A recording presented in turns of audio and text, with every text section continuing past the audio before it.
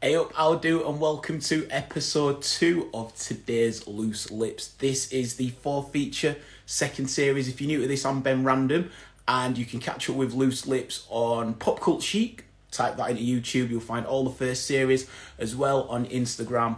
Go to IGTV, pop.cult.chic, and you'll find them all there. We started doing Loose Lips to uplift the spirits of people during the current situation, but the popularity looks like it's going to continue after lockdown.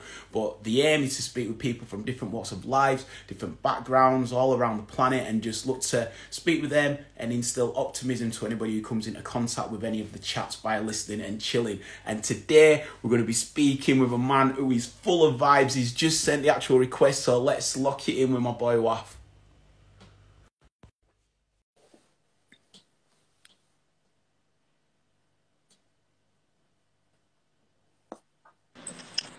Yeah, here he is. Brownie! What are you saying? Mate? I'm good, how are you?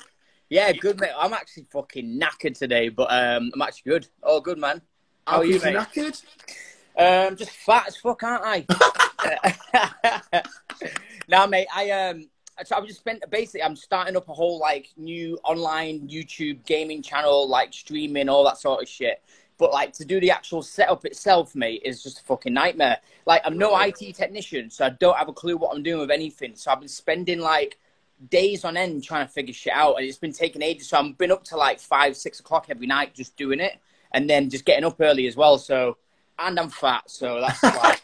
Bro, you know what, right? You know when... Because this feels like it's week 154. Could you turn me down a bit? I think it's echoing on yours. Hang on.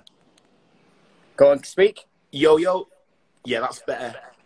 Go on then. Perfect. Cheers, bro. I thought you were sound taking this. Hey? I thought you were sound I don't even know this. Mate, I never know what I'm doing with sound. I just fucking press stuff. No, I'm only playing, brother. But no, you know when we first, like, got fully into, like, right, this is lockdown, we need to be indoors, and everyone was trying to be quick off the hop to do the live streams. Yeah. The amount of videos I watched on OBS, like the amount of things that I've like tried. Exactly that. It's insane. It's insane. It's exactly that. Basically, the OBS thing took me forever to figure out. I mean, I figured that out, but now I'm having to like use game captures and different sound cards and capture cards for the PC and shit. It's just well confusing. So.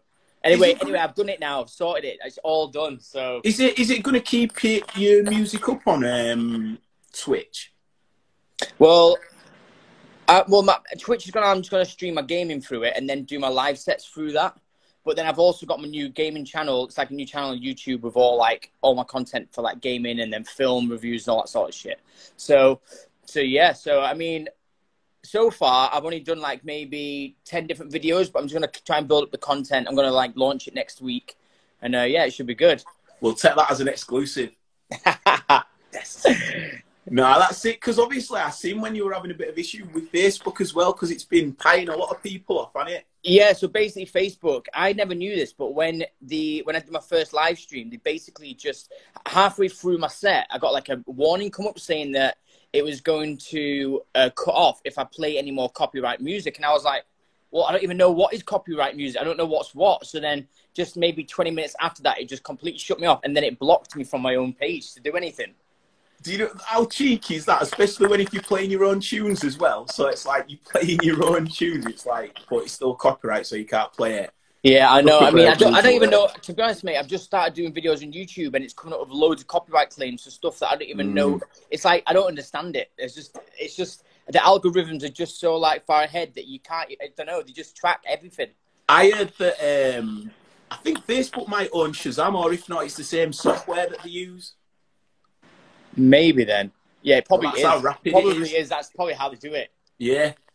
You can share that knowledge with all your crew. Like everyone goes, oh, how do you know that? Just like, oh yeah, I know. I know what I'm on about. But now, man, so have you been keeping active through these times? Yeah, mate. So I've produced like maybe 10 new tracks. I've started my own record label, which was going to come out. I was going to launch it this summer, but obviously because all like Corona world now, it's like I don't know when's the best time to do it because I don't know if it's good to do it now or later in the year or the start of next year. I'm thinking to launch it the start of next year, so all the first releases come out during the summer. So then at least you'll get to hear your music getting played out in clubs. Whereas this year, you're not going to hear any in nightclubs. I don't think we're going to have any raves going on till probably very end of the year or next year. So yeah. How does that adopt for you? Are you still up for playing smaller capacity clubs? And if it looks like it's going down that road, is that something you're more than up for? Yeah, it's I mean, I love playing small clubs anyway, because you've got like the small intimate atmosphere, and that sometimes beats the big festivals. Sometimes at a festival you're so separated away from everybody and you're high up that you don't get the same feeling off playing than you do in the smaller clubs. If you're a small club and it's packed and the vibe's right, then it beats everything. So I mean, I'm more than happy to keep playing all these small venues and stuff, 100%. So I think that's how it'll start off. It'll probably start off with the small venues, smaller parties, and then build its way up.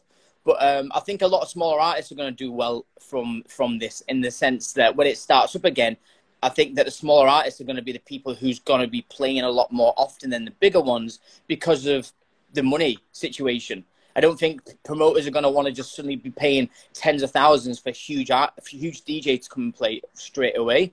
So I don't know. It's a weird time. I don't know when to launch the label. I don't know when to put music out. It's a strange thing, but yeah. So I've been making shitloads of music, mate. I've been creative as fuck with all my new channels and all that side of things. I've been trying to cook as many new things as I can, and I decided I can't be fucking bothered with it. So I just decided to become an alcoholic instead and drink shitloads of wine. Mate, do you know what, right? So I've been drinking. I never used to drink anything, right? And for some reason on lockdown, I can fucking neck bottles of wine, like literally just straight away. I'm just drinking wine. I'm drinking wine all the time, right? And I actually enjoy it.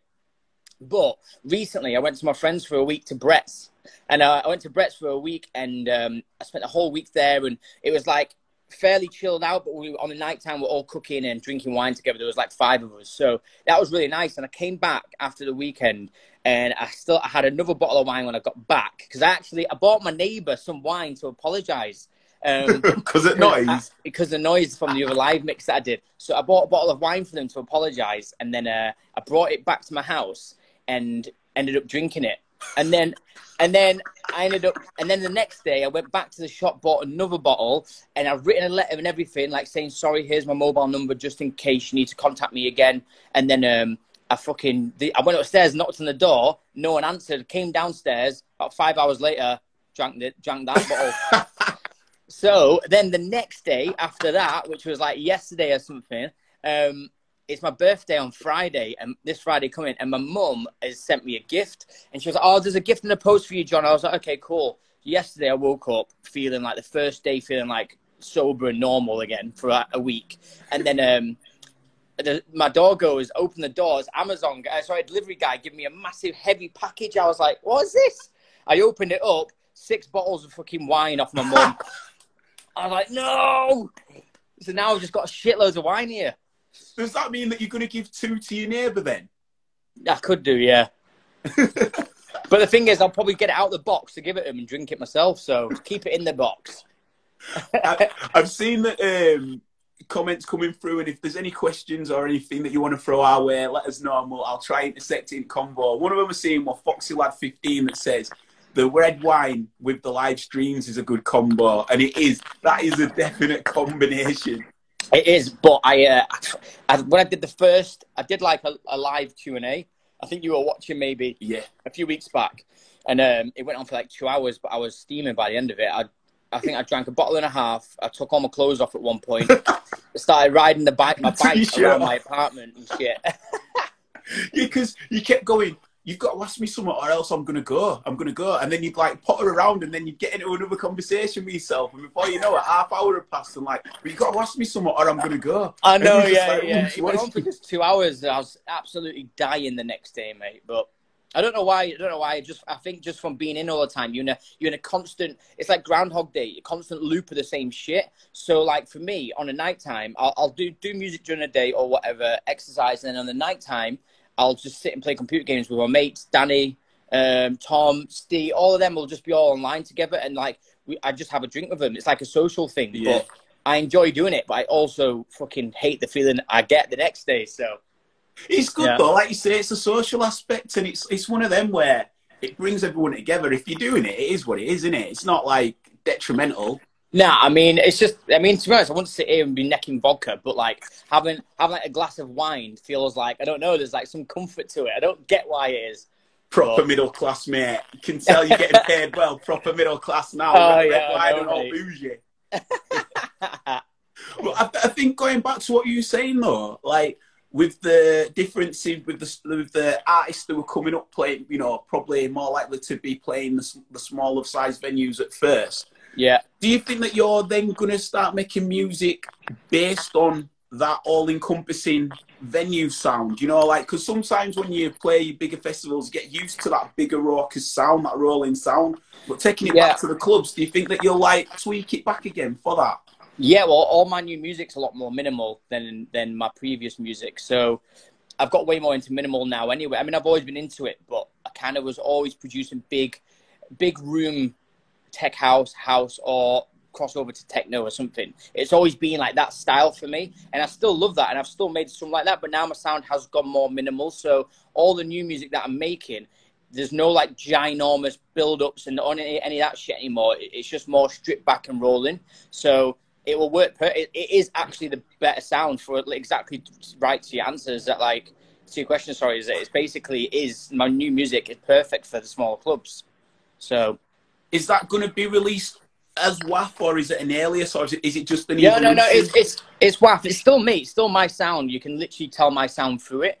But it's just, I've kind of just got more into a more minimal way of producing. Instead of it, I used to always just make big, epic build-ups and stuff, and I still do enjoy that to a point. But then my new music is just more kind of like focused on the groove, and then all like the little minimal sort of perks and like shit around it. So yeah, I mean, it's still really groovy, mate, and housey and stuff, and I'm really happy with it. But these are going to be, all this music's going to be my first releases on my new label, whenever that is. So yeah. And then when it comes to your label, then are you going to be taking artists on as well? And what would you be looking for? Yeah. So I'm going to be signing anyone who's got good music. I'm going to do the first few releases as myself, just to set out the tone and the vibe of what I'm going for. And then just to get a load of new music out there, you promote yourself, you promote your label. And then after the first like 3 or 4 releases, then I'll just be signing new artists. So yeah. Well, how does it work with that respect? Will you still be making stuff that you'd put out on Moon Harbour and Hot Creations and everyone else like that? Or would it solely now just be for your own label? No. So I'll still be putting out, because the thing is I make tons of different styles of music all the time. I don't just make one specific genre of it or style of it. So there's going to be a certain sound that I'm happy to release of my own on my own label. But then sometimes I will venture out and do like a big tech house tune, and that might come out on Hot Creations or whatever. Do you know what I mean? So I'm still going to be releasing on all people's labels and stuff like that. But just for the time being, all my new stuff, the best stuff I've made, I'm saving for my label. And then once I've got the first 4 releases of mine, I can then just, you know, you can just do whatever then. But then you can do your own parties and shit from it. So. Yeah. So it's like, it's an exciting thing to have, is like a new record label. So I'm looking forward to it. What would the longest set you'd be if you were to do, you know, like Martinez Brothers, when they're in Miami, do like 24 hours and that, like. Yes, what you were saying there, it'd be cool to go with like the story of wAFF and go through it all like for a record label. 100%. I think, to be honest, I know it sounds probably like, basically, I think I've played the longest set I've heard anyone ever play. I played 50 hours, mate. 50 hours. When? Non-stop. In Venezuela. I did it back to back with a DJ called Yaya, who's one of my good friends. And we played for 25 hours straight, like on one stage, 25 hours straight, right? I think I went to the toilet 3 times. I don't know how. 25 hours. And then we finished on this stage, and we moved all the speakers, the decks and everything inside the hotel that we were playing at. The hotel was in Venezuela. in Margarita Island, I think it was, and they basically hired out this full hotel. So the hotel was only just for us. There was like maybe 1,000 people there, and everyone was staying in the hotel. So after 25 hours, nobody wanted it to end. So we carried on going in the hotel for another 25 hours, and I recorded 25 hours of it. But we actually played for 50 hours with maybe an hour in between to set up the decks to the next place. So I'm like, for me personally, like playing 10 hours, a 10-hour set is my perfect situation. Depending on the party and what club it is, it's got to be good and a good party and stuff. But so when I do my own label parties, 100% want to be doing like all-nighters at some point. So it's just way better. You can just go on more of a journey. And it's like, if you're really enjoying yourself and you're having a wicked time while you're playing and the energy and the vibe's so good, you just do not want to get off. And sometimes I do feel bad sometimes about doing this, but I just can't help it. Sometimes when I'm playing, I'll play at a club and I'm like headlining for like 3 hours or whatever. And then they have like another 2 hours afterwards. And like, there'll be another DJ, one of their residents that wants to play. But like, there's sometimes when I'm just having so much fun. And I'm like, I say to the promoter, I'm just like, is there any way that I can just keep playing a little bit longer? Or I'll play back to back with the residents. And I end up usually playing back to back with these guys that I've never even met before, these like young DJs. And it's always like one of them situations where it's just fucking sick because they're really buzzing to play with you. And I'm also buzzing to play with them. And it's kind of, I just never want it to end, basically. So that'd be sick. So do you reckon with the label sort of parties, would you be leaning on a lot more residents? Because I've been speaking with some of the DJs that I've had on here, like Tristan da Cunha and Ralph Lawson, and we've been speaking about residents, and we feel like, well, I'm not speaking for them, but the answers that came out, and especially what I feel is that there's a lot of clubbing, the scene around clubbing now seems where the residents not as fully focused on. And it seems like it's, you know, a few big acts, we'll bring them on, and then the resident sort of warms up and then that's it. Yeah. But I think that the residents, they're the root of the scene, they're the root of the industry, because you want to be going to a club knowing what that club plays through your residents. They're the ones who incorporate the music. So I massively agree to that. So do you feel like with the label, like, as well as artists that you're interested in, you could be looking at residents as well who might not be producers but are sick residents? Yeah, well, 100%. I agree with what you were saying, because the parties, I remember back in the day and then Leeds and stuff when there was like Monocle and was it Loosh? Loosh, Monocle, Kettle Loco, all these parties. And they just had like all their residents and they were all sick and you knew the party because of the residents. Do you know what I mean? And that is kind of, I do think that's kind of lost actually when I think about it, because most parties will just have like on a resident at the beginning, and then the rest of the night is all these new DJs that they've booked. And I don't feel like I mean, some parties do. Sorry, DeVille's just 10-et. Stupid in joke. I mean, DeVille. Anyway, so I definitely think that residence is something that needs to be focused on more, because they do exactly create the actual root of the party and the sound and the vibe. When I have my own label, I would like to think that I'll create my own residence and to have my own little crew that I put on. Definitely. What's the label going to be called? See, this is the fucking thing, right? So I've spent ages coming up with the name. I came up with like 100. So I've written down like 100 different names, and then I went through the list and kept like selecting the best ones. So I got down to like a final 15 or whatever, yeah? And every single fucking word that I want to have is taken already, like everything.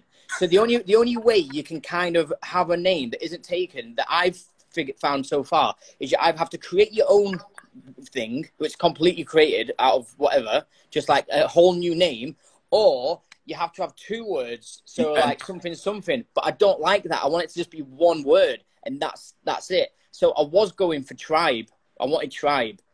Yeah. Because Tribe feels fitted to me. I feel like connected to Tribe. I don't know why, because I'm not in a fucking tribe. But I just like, it feels fitting to me. And it also, like, it links to everything, like a culture, like a community of music. Do you know what I mean? It has a lot of stuff in Tribe.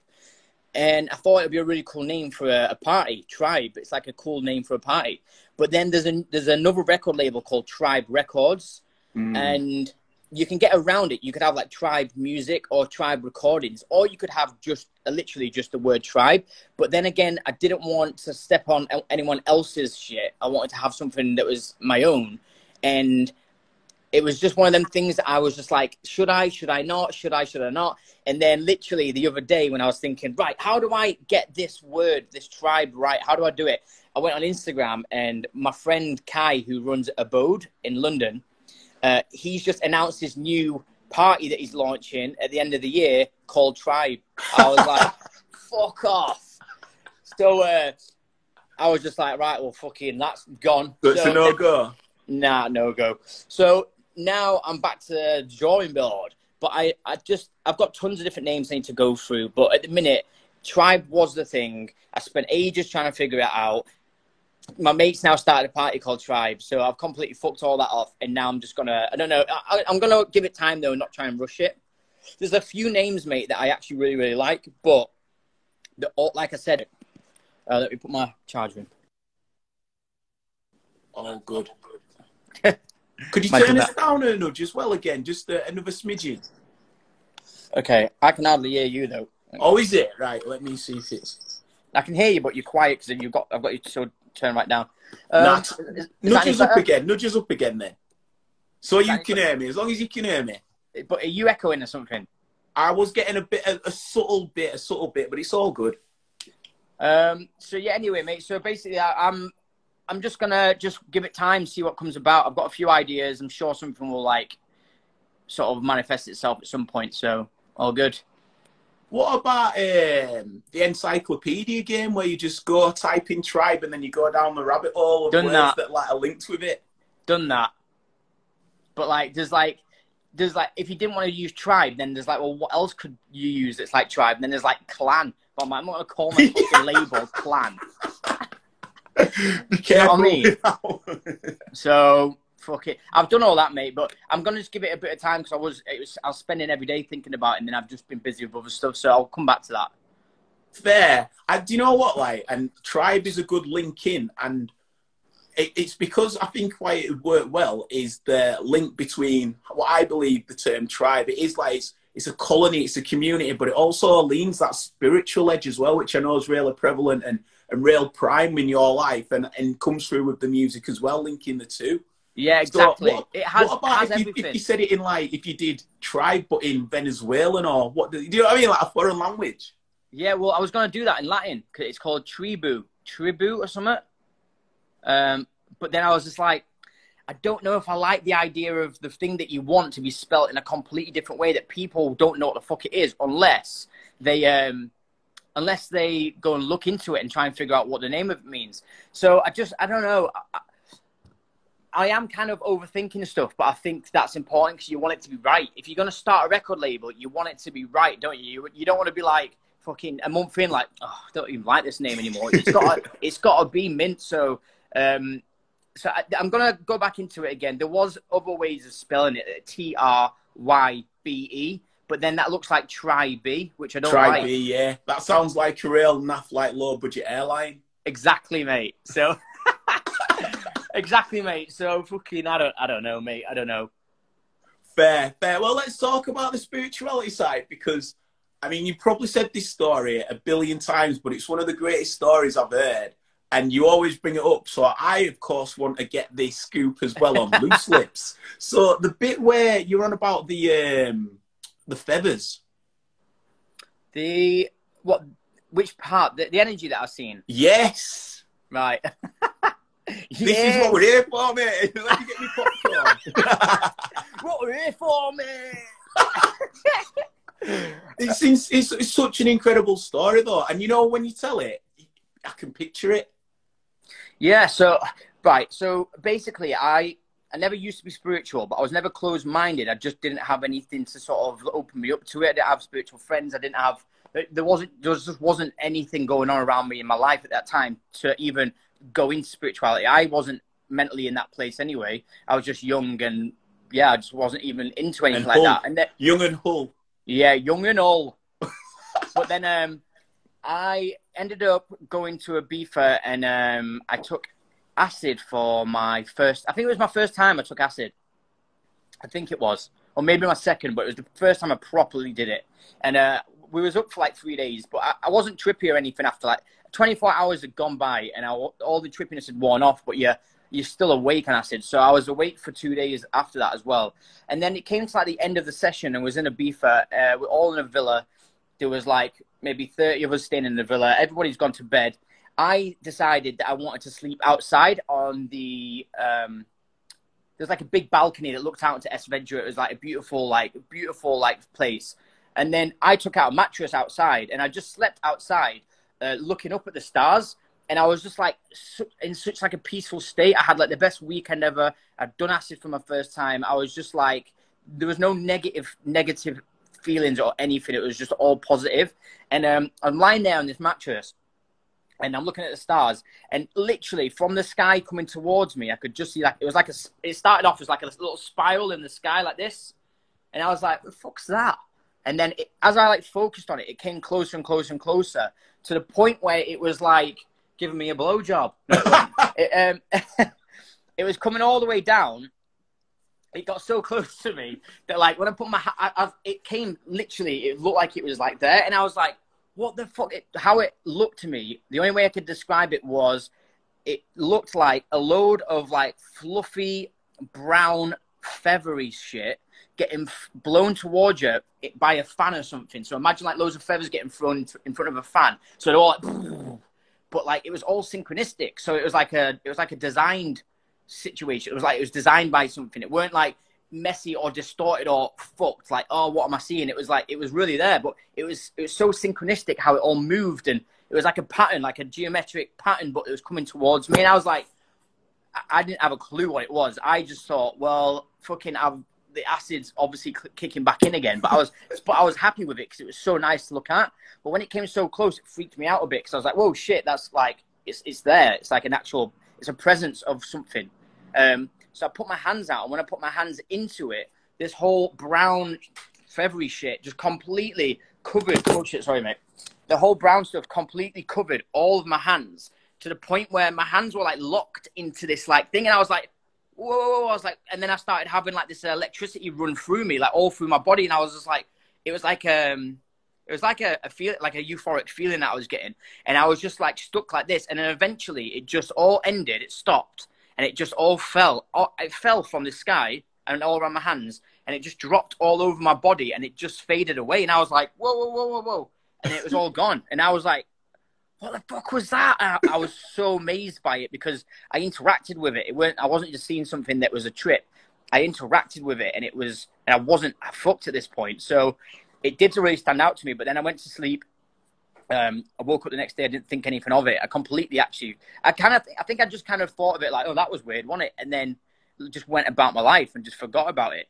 But then maybe a week or two later, I'm at a party, and I'm just at a party with all my friends, and I'm looking around, and there's like that thing that I've seen is like coming into the room, and it's coming around people and stuff, but like perfectly like forming around people, and it's moving in ways that are like. At this party, are you on stuff as well, or again just like sort of sobering in? At this party, yeah, I probably was on stuff then, but I mean, we all were back then, weren't we? I don't think we never wasn't on stuff. So again, obviously, at this stage, I'm seeing the thing again, and I'm like sort of fixated onto it, but I'm also a bit like freaked out because I'm like, oh shit, like, why am I seeing this again? Like, something happened. Like, I started to panic then, thinking, shit, have I done something to like my brain by like taking acid? But I was like freaking out, and then it started to become really, really strong. And I remember going to like the toilet, and I was in the toilet, and like I was looking into the toilet whilst I was having a piss, and it was the lights were off, and there was literally like this energy flying around everywhere, but it had like hieroglyphic language running through it. It had like a language running through it. Whoa. And I was like, what the fuck am I seeing? I feel like I'm being shown something, but I don't understand what it is. So I was like, it was unbelievably amazing, but scary because you don't know what's happening to you. So this went on for like it got worse and worse and worse for weeks, and they got to a point where I couldn't not see it. When I closed my eyes, I would see it. So I would have my eyes open, and I could see this energy. Well, at the time, I didn't know what it was. It is just energy. I see it everywhere all the time now, but it's just normal. But at that time, I would see it all over, and I'd freak out. I'd be like, whoa, and I'd close my eyes, but I would still see it. really, really, like, you couldn't escape it basically. And I was like freaking the shit out. And I'd speak to all my friends about it. None of my friends would have a clue what I was on about. I didn't even know how to explain what it was. You know what I mean? I wasn't using words like, oh, I'm seeing energy. I was like, I'm seeing this fucking stuff. And they're like, what? So I ended up kind of shutting it off then for a while. And it completely sort of left my reality for, I don't know, it's hard to remember now, but it was maybe a month or two. But then I started to miss it because it was so fascinating and beautiful at the same time. I was like, I kind of felt sad. I was like, shit, I hope I get to see that again. As soon as I thought that, mate, it all came flooding back, but like way more than it had. But this time I welcomed it. So as I welcomed it, I started to realize that you can interact with it and you can manipulate it and you can use it in certain ways. But then this is what happened. I started to feel like when I welcomed it, I then started to feel like I could then feel other people's emotions and feelings, which was something that I think we all have the ability to do, but this was on a level that it was too much. You can always tell if someone's feeling down or sad or happy, you get that feeling. But like I would be around people and I would be feeling like they are sad or upset when they were you then mirroring how they were feeling? So if people were upset, were it draining you as well? No, it wasn't actually. It was at the time it was just kind of, I was confused. I was like, what is happening to me? Like it was like spiritual override. It was like I didn't know what was going on, and it was just overwhelming. And I was like, fuck me, I'm seeing all this stuff. I'm also feeling other people's feelings, which was energy, but at the time I didn't know what it was. I was like, I need someone to like give me some help and understanding. Someone's just said, stay off acid. Aaron Wall, no, fuck off. So I needed someone to help me out and to just give me a bit of like insight as to what could be going on with me. So I ended up getting in touch with a friend of mine who was the only spiritual person that I had at the time. And I asked her if she could help me out because I was fucking losing my head. And she said that she was on a 3-month waiting list to go and see this woman who's like a psychic medium channeler. And I mean, I kind of had an idea what they would be, but I didn't really understand the actual reality of how powerful these people would be. So I said to her that I need some help. She then said, I'm on this list. I'm about to see this woman next week. I've been waiting for 3 months. She was like, I'll tell you what, you just have my space. So she actually gave me her position in this list that she'd been waiting for 3 months for. And I was like, I couldn't believe that she actually did that for me. And then I went to see this woman who's called Kim, who's now like one of my best friends in my life. I'm super close with her. And so is a lot of my friends, actually. I've introduced her to like tons of my mates. And they're like, Danny, he's really close with her now. Bliss has mentioned her to me. Who? Felicity. She's mentioned it to me. Felicity is like best friends with her. And when I first met her, she basically lied me down and sucked me off. No. She lied me down, and I had a million questions that I wanted to ask. I had a million things I needed answering, and she just said, "Look, lie down. I don't want you to ask me anything. I can tell you've got a lot of things to ask. Just be quiet, and I'll tell you everything you need to know without you saying a single thing to me, just so you know that it's coming from your true guides and stuff." And I was like, okay, fucking what? But okay, so I'm lying down, and as she comes over and she's like standing to the left of me, I'm lying down on like on a massage bed. And as she's talking to me, kid you not, mate, this was the start of a whole other level of like seeing shit. But as she stood next to me, all these white, like, I guess they were like, I don't know how to describe it to you. Is imagine like icicle clear crystal white light, right? Yeah. That all started to gather around her, and it started to form into like figures of like people, but it weren't people. It was like, to me, it was just spirits that I was seeing, but it wasn't in your face. You could just see it. It was like made of crystal white light orbs around her. And I was like, whoa. And then when she closed her eyes, I seen all that. And then she started telling me all the shit about my life. So she went from me being a kid, from my childhood, how I got brought up, how my parents got divorced. She went into every single part of my childhood, right up to my life, to the end of the present day. She told me everything, but I hadn't told her one thing. So she basically told me all my life to the present day. Then she told me, this was before I was going to become a DJ, before I got signed or anything. She was like, you're gonna be taken on to a whole musical, what did she say? Like, you're gonna be taken into a massive musical industry. You're gonna be traveling the world. You're gonna be signing records, all this sort of stuff. And I was like, I've not even told her that I'm a DJ. I'm not even told her that I'm making music. Do you know what I mean? So I'm just like blown away by this point. She went into my future and she basically told me everything that was going to happen in my, not everything, but she gave me guidance for what was coming and stuff like this. And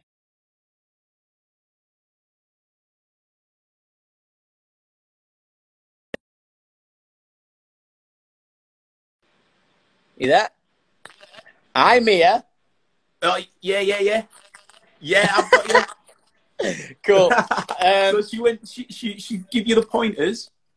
Yeah, so she basically just told me all my life. And then, yeah, I was completely like blown away by this experience. She then told me that I needed to go back again to speak to her and she said I need to go back for, get this. So I didn't have a clue what she was on about. And it sounds stupid, but this is what it was. She was like, and you need to come back for a psychic development class. And I was like, what? And she was like, everything that I can do, she was like, everything that I'm doing now, like Reiki, not me, when she was saying to me, everything that she was doing at the time, like being a medium basically and a channeler and stuff like this and a healer, she was like, you can do all of this, but you don't know it yet because you've never even looked into it. You haven't found that part of yourself yet, but you can do everything that I'm doing, but I need to show you how to do it. And that will start you off on like your journey with it. And I was like, what are you on about? Like, I just didn't get, I knew what she was saying, but I was like, I kind of was hard to believe in.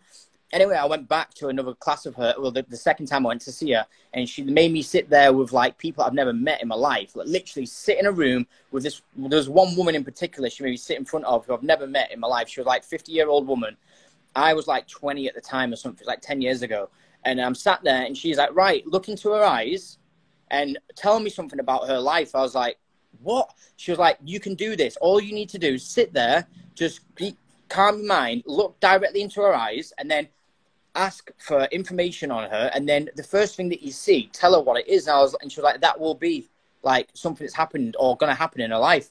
I was like, what are you on about? So I'm sat there with this, like older woman, and we're proper just like eyes locked, and I'm like, this is so fucking awkward. But I was like, oh, fuck it, I'll just go with it. So the first thing that I seen was, she was in a kitchen. In my head, the first thing that I seen, it was like a little daydream, basically. It's like a little memory or a little like vision or something. I seen her in a kitchen with a guy, and she was arguing, and she had the same dress on that she was wearing that day. It was like a blue dress with white flowers on it. And I seen that, and I was like, right, well, I've just seen this. It probably means nothing, but fuck it. And I'm thinking this is bullshit.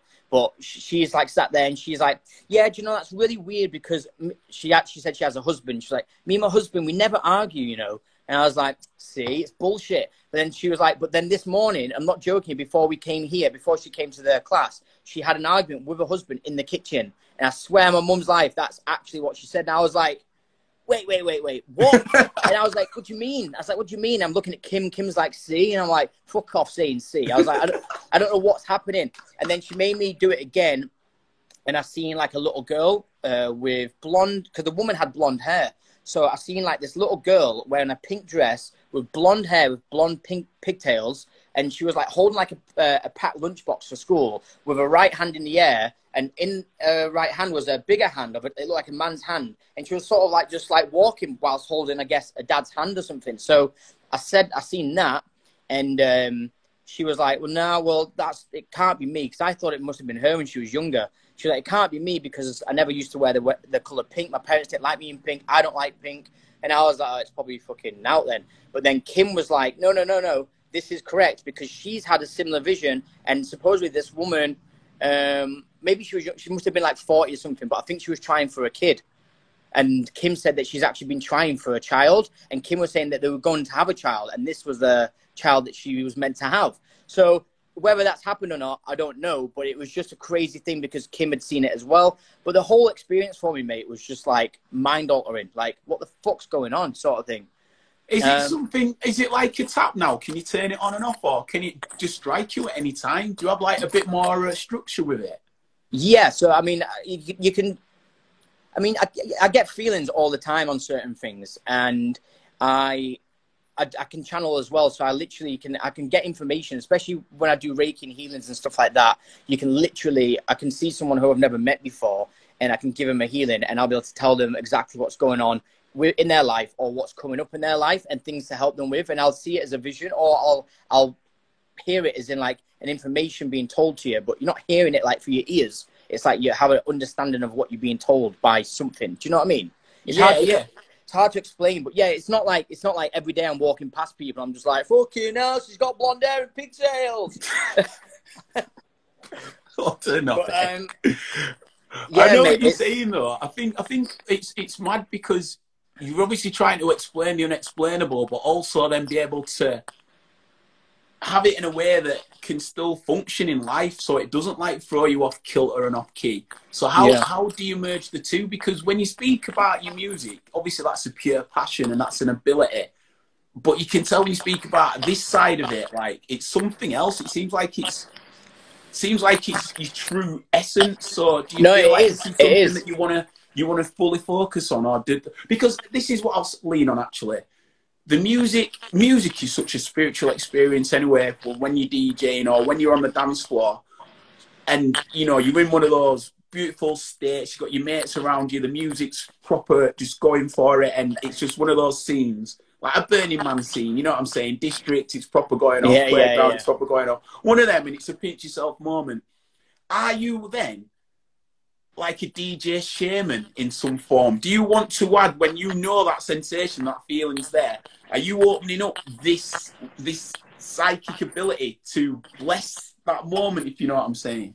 Well, do you know what when I'm DJing, do you mean? Yeah, because I just think the two worlds. I want to know how, like, the link for you. I want to know how the crossover. I definitely do think, right, that everybody has a certain energy that they give off. Do you know what I mean? It's like everyone has different energies, and everyone gives off certain energies. So you can be around certain people, and you can just feel really good from being around someone. Do you know what I mean? Just by being in their company, you can feel really good. I mean, I think because I'm a lot more sensitive to energy than some people, I can definitely feel that around certain people. So, but I also think when a DJ is playing, everybody is so fixated on that one person. That one person is giving you an experience through many of different areas. Like there's music that you're hearing, which is making you feel something, but there's also like frequencies of the music that you're feeling. But then there's also, I believe, that you're fixating on this person, which you're kind of tuning into their energy. Do you know what I mean? Yeah, it's like you're in there and you're all together in this like energy lock together, and it's all fixated to that one person who's DJing. Of course, there's energy being built around everything at that point, but I do think that the person DJing is giving off an actual energy to people, and you know you're like the creator at that point. You're doing the music. You're picking the right music for the vibe. You're reading the energy, so you're figuring out what's to play next to keep that energy and to make it better and stuff. So I think that you're creating this sort of like this energy field, this like vibration that goes out to everybody, and they're feeling it. And together, there's been many times I've been playing where you just feel in a complete interlock with everyone. It's like you can feel them and they can feel you, and it's like you have like little moments where sometimes you'll be playing and I'll look up and there'll be like someone stood there, and like you look into their eyes and they don't have to say anything, but you know that they're just like so in love with what's going on, and then you feel the same way to them because you're so grateful for them to feel like that towards you and stuff. And it's like there's a complete energy exchange, I think, going on the whole time when you're DJing. Definitely. I mean, you can switch off. You can just be a bit like fucking head down and whatever. But there is definite moments when you're like this. It's just a special experience, definitely. Do you think when you launch your label and you do your own label shows, will you play with the layout of that to sort of enhance that? You know, rather than just having said DJ and then crowd. Do you think you could play about with the autonomous setup of what a club generally has? Because I don't know if you've heard of Dispatio with James Murphy and Too Many DJs, but they got speakers going all the way around the side, and they're playing in darkness, and the only light that you have is going to the beat pulsating with when something drops or as the builds are going, because they felt that they didn't want people to just be engaged at the DJ. Like, I agree with what you're saying, and I'm fully there with that. but maybe a different slant and a different angle as well, because Yeah. that's what they do, because then it opens up your different senses. And I think if you're able to match the spiritual element of what you're into and what you're wanting to create, and somehow extend that experience on a dance floor through the music but through the setting, I think that's again another way that you can merge the two together. Yeah, 100%. I mean, it's just an experience in it. It's an experience. So whatever you do to enhance that experience, whether it be just be putting on new lights around it or fucking sellotape singing bowls to people's heads. But yeah, like you're the king of the sound bites, you mate. But 100% though, like I went to Time Warp years ago, and Richie Horton was doing the Plastic Man live set, and he was stood inside of a massive like UFC cage, but it was huge, and it was all metal on the. It looked like just a metal round cage. He was in the center of it with all of his hardware in a circle around, so he could like turn around and do whatever. But this cage was actually a LED lighting display rig. So when the lights are off, it looked like a metal cage, but in the pitch black, you turn it on, and there's all these 3D projection lights coming on it and stuff. But you could download an app on your phone, and you could be the creators of the lights and the music. So I was stood in Time Warp on the dance floor with a fucking with my phone and this app for Plastic Man, and it shows you what his screen is with all the different lighting displays, and you can select and choose what you want to come in next, and then you can mess around. That was it. You wear earphones, which was such a weird thing. Earphones in a massive warehouse at Time Warp, listening to music, but you can pick out loops and different sounds and choose it, and that will come up, and I think he would select then the different elements from other people's apps. It's almost like taking requests off the apps.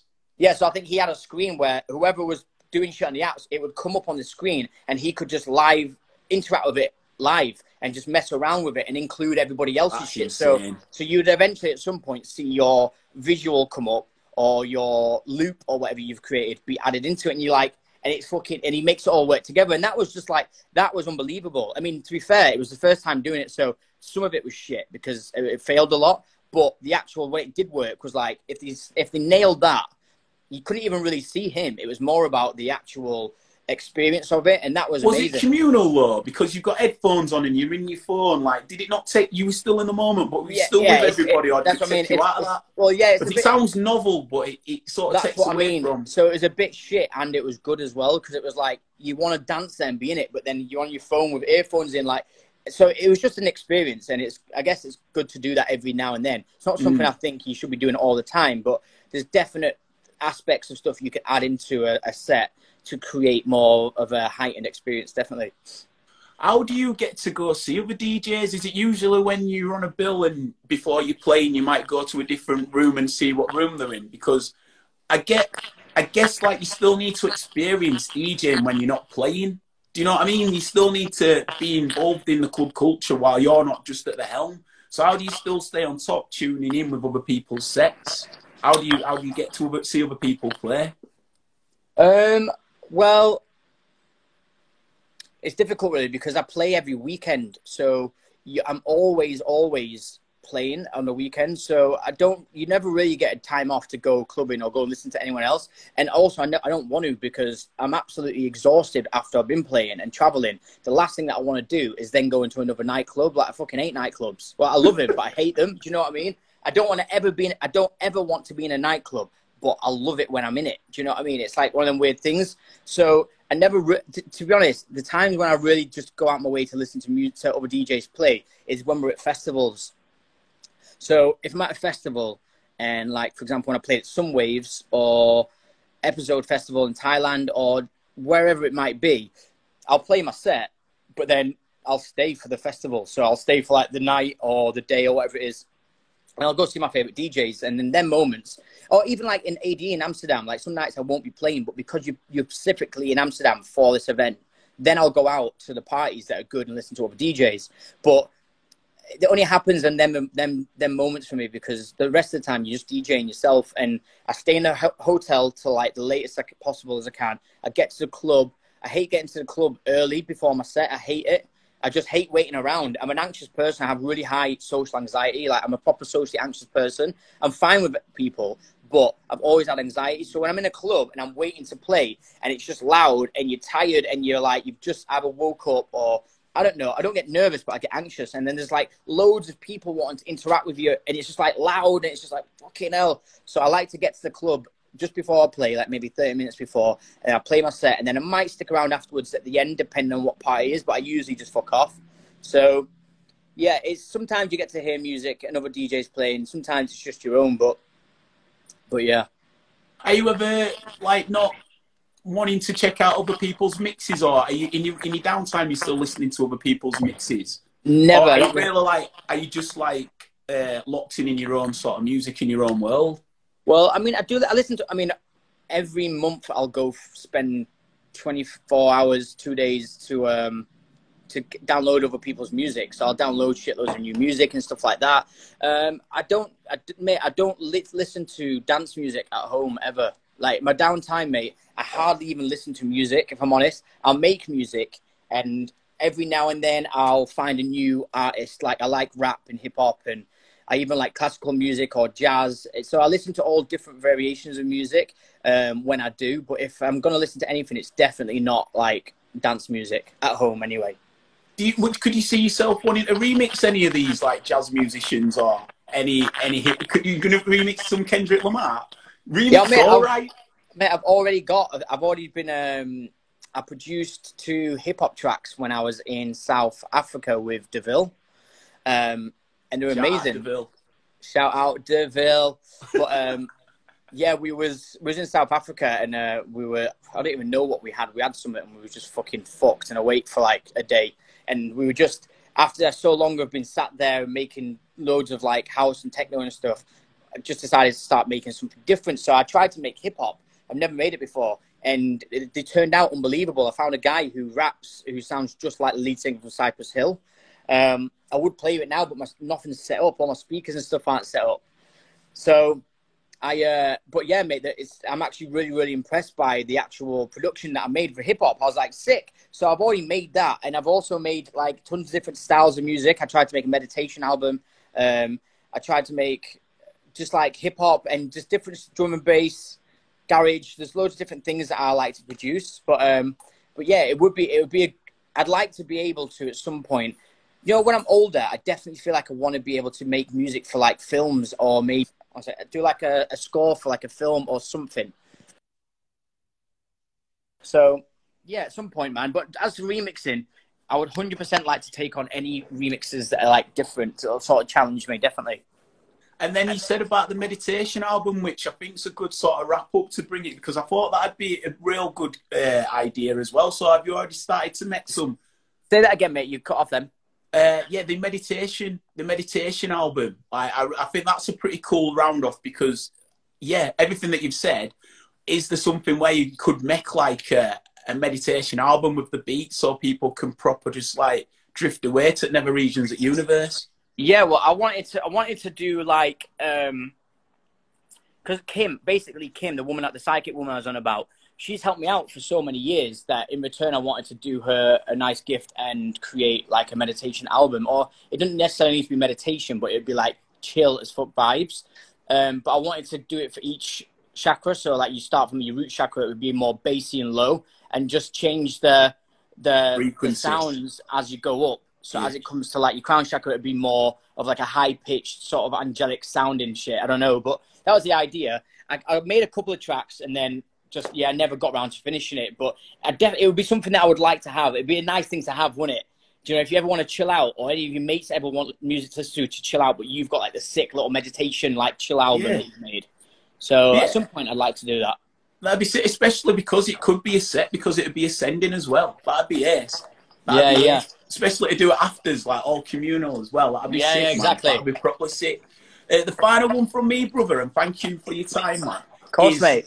What do you, when you look back at that epic time, like the Leeds scene and, you know, coming through that time, what are your memories, what are your fondest memories of, like, just the collective that we were and everyone who's on doing their own bits?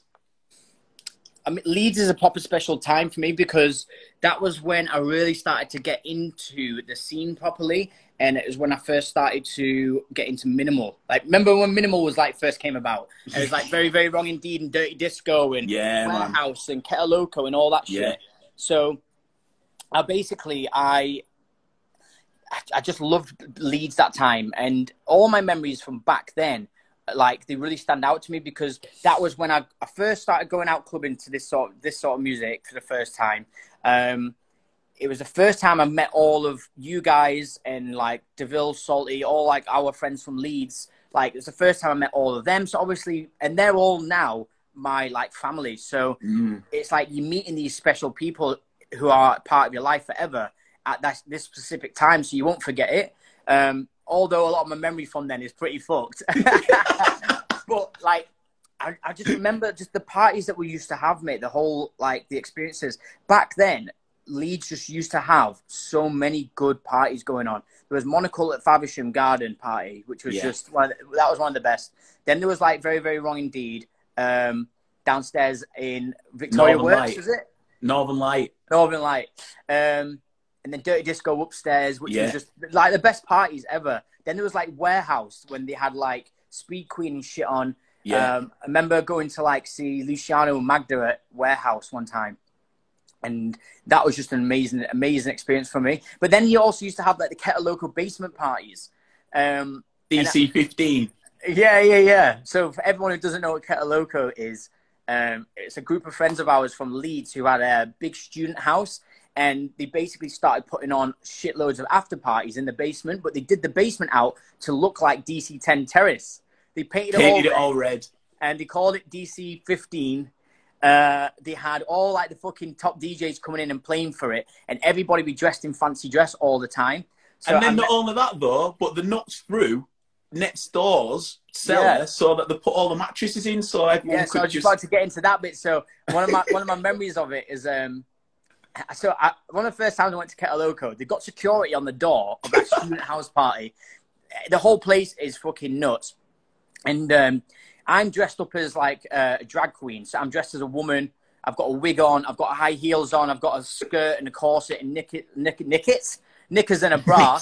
And and then you go downstairs into Kettle Loco. And as you get down to the bottom of the stairs, to the right is where the DC-15 room was. But forward, ahead of you, is where they knocked through the wall to the neighbours' basement. And then you can crawl through this hole in the wall, and even this like little dark, like brick sort of like basement area. And then it comes out to another hole in the wall, which they've knocked through. And in that room, like you said, was just full of mattresses. So I was in there with all my friends dressed as like drag queens. And all of a sudden, the police come and raid the place. So we're all downstairs in this basement, and all the music got cut off, and all you can hear is the police bursting through, telling everyone to like get out, and then you can hear their walkie-talkies going off, like the radio's going off, and we're all like, oh shit, like, are they gonna come down here? And we sat downstairs for half an hour. We heard all the police going all over the house, and then I think they basically thought they cleared the place. They didn't realize that this like hole through the wall had loads of people in. So we all waited, and then they all left. And once they left, they just fucking started the party back up, and everyone was just like, whoa! So that was one of my best memories, actually. That day was just unbelievable. But that basically was Leeds all the time. And I think it still is like that. Because whenever I play in Leeds and I get invited to go to after parties, it's always in people's basements that are done out to like clubs. It's mad. It's mad. That was a special time, that. And like, yeah, I think maybe synonymous, well, like subconsciously, it's in the Leeds DNA, the partying DNA. So maybe they are just all knocking through. I think it's just because it's such a big student city, and the music scene there is on point. So everybody just goes out. Everybody's into the same music. They all rave. It's got a really cool fucking nightlife there. I love it. It's a small city. It's not small, but it feels small. But then like just all the houses in Headingley, the student houses, all have basements. So the students just do them out as nightclubs. So. And everybody's a DJ nowadays. So everyone's just DJing and having parties. So every time I've been to Leeds still, there's always that going on. But nothing's come close to Kettle Loco yet. I don't think all will, but those were special times. They were. My brother, I'm being counted down off Instagram, but this is my second series, and I feel like we've only touched the surface. I'd love to speak to you about Burning Man as well. So if you want to come on in let's do it another time, mate. Another episode, another time, man. Thank you for doing this, brother. Good luck. Cheers, Let everyone know it next 15 seconds about your live stream again. Which one? The one that you're launching on. Oh, yeah. So I've got a gaming channel. I'm going to be launching it on my socials this week. It's called wAFF World on YouTube. You can find it now, but I will release it this week. And check it out. It's me playing games and being a stupid dickhead. A shout out Joe Snips for the artwork as well. The artwork. And Joe Snips for the artwork. The artwork is fire. Right. Take it easy, brother. Stay safe. Bye, mate. Peace. Bye, guys. Respect. You've got to love wAFF. Every time represents, man. Thank you for everybody who came through in the comments with your comments. I'm Ben Random. This is Loose Lips. Catch all my previous chats. Go to YouTube and go to Pop Cult Chic, or likewise on Instagram, pop.cult.chic. And I've got a few more chats coming in a few moments. I think the next one's at 6 and then another at 7. So add me, follow me, peace and light.